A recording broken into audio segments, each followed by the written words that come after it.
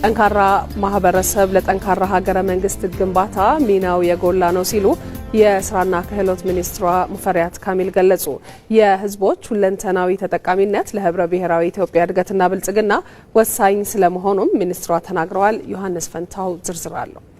የስልጤ ልማት ማህበር ለዞኑ ህዝብ የልማት ተጠቃሚነትና ሁለንተናዊ እድገት ልዩ ልዩ ተግባራትን እያከናወነ ይገኛል።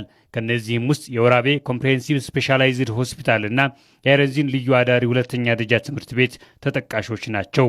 የልማት ማህበሩ የሚሰራቸው ስራዎች የህዝቦችን የልማት ተጠቃሚነት በማረጋገጥ ለጠንካራ ሀገር ግንባታ ጉልህ ድርሻ እንዳለው የስራና ክህሎት ሚኒስትር ወይዘሮ ሙፈሪያት ካሚል ተናግረዋል። የስልጤ ልማት ማህበር ባለፉት አመታት በአንድ በኩል ጠንካራ ስነ ልቦና ያለው ህብረተሰብ በመገንባት ረገድ፣ በሌላ መንገድ መሰረታዊ የሆኑ የመሰረተ ልማት አገልግሎቶች በመንግስት አቅም ብቻ የማይሸፈኑትን የህብረተሰቡን አቅም በማስተባበር በኢኮኖሚ በማህበራዊ መስክ ትልልቅ ፋይዳ ያላቸው እንደዚሁም ቋንቋውን ባህሉን ማልማትን ጨምሮ ጠንካራ የሆነ ማህበረሰብ ለመገንባት የሚያስችል ሰፊ እንቅስቃሴ ሲያደርግ የቆየ ልማት ማህበር ነው። እንግዲህ ጠንካራ ማህበረሰብ ለጠንካራ ሀገር ግንባታ ትልቅ ትርጉምና ፋይዳ አለው። የዜጎችን የመልማት ፍላጎትና በመንግስት የማይሸፈኑ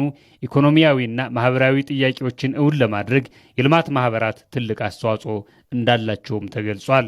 እንደ አጠቃላይ እንደ ማህበረሰብ ስናይ እያደገ የመጣ በመንግስት ሊሸፈኑ የማይችሉ ጉድለቶችን እየሸፈነ የመጣ ተቋም፣ ከዛ ባሻገር ደግሞ በተለይ ህብረ ብሔራዊ አንድነትን በማጠናከር ረገድ የስልጤን ተወላጅም አንድነቱን በማጠናከር ረገድ ሰው በያለበት እንደ ሀገርኛ እንዲያስብ በማድረግ ረገድም ትልቅ ሚና የተጫወተ ልማት ማህበር ነው።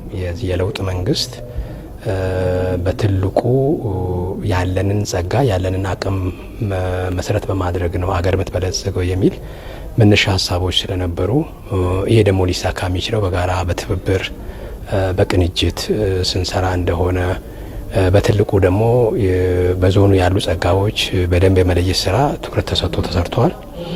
እነዚህን ሊያግዙ የሚችሉ የፌዴራል እና የክልል ድጋፎችም ጠንካራ ነበሩ። የወራቤ ከተማ ነዋሪዎችም የስልጤ ልማት ማህበር የዞኑን ማህበረሰብ ተጠቃሚነት የሚያረጋግጡ ስራዎችን እየሰራ ስለመሆኑ ምስክርነታቸውን ሰጥተዋል። ከተቋቋመበት ከትንሽ ጊዜ ጀምሮ በሀገር ደረጃ የሚጠቅም አይደለም ለስልጤ ህዝብ በሀገር ደረጃ የሚጠቅሙ ስራዎችን ሰርቷል። ለምሳሌ ወራቤ ኮምፕሬሄንሲቭ ሆስፒታልን ብናይ ትልቅ ነገር ነው። የስልጤ ልማት ማህበር 12ኛ ጠቅላላ ጉባኤውን ዞኑ ራሱን በራሱ የማስተዳደር መብቱ ከተረጋገጠ ጀምሮ የተከናወኑ ተግባራትን በሚገመግም የፓናል ውይይት አክብሯል።